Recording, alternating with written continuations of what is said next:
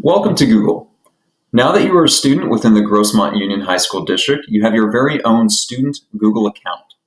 This account is very powerful and you can do a lot with it.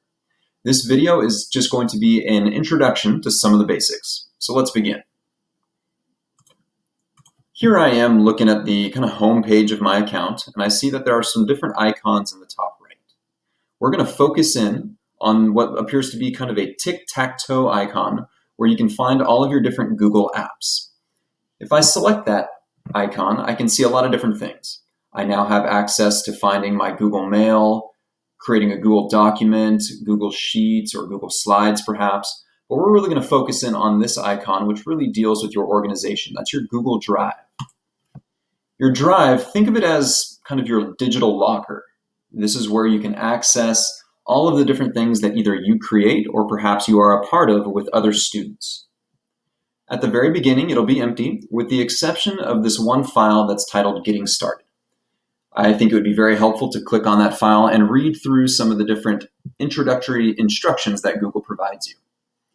Now, let's say that you want to create your first Google document. On the left, you can see the New button, and it's here where you can either create a new folder or drop down here to where you could create a document, a Google Sheet, which is a spreadsheet, Google Slides, which is like a slideshow presentation, or more. You have different forms, drawings, maps, websites, etc. There's a lot that you can do. But for now, we're going to go ahead and create our first document. Now, as you know, anytime that you start an assignment, you should always be putting your name on it. In the top left, it begins with Untitled Document. You want to make sure that you get in the good habit of going up there first thing and putting the appropriate title for whatever it is that you're doing. Perhaps your teacher has a certain preference or a naming convention that you're supposed to follow. I'm going to start this one with Algebra 1, Introduction, About Me, John Smith. Now that I have that title, I'm ready to go, and I can begin typing as I please. Now, if I switch back to my Drive, I can see my Google document right there. This is the blue document icon. Now, you can imagine that going through your high school experience, you're going to gather a lot of different items. It's going to be really important that you make sure you organize them in a way that you understand well.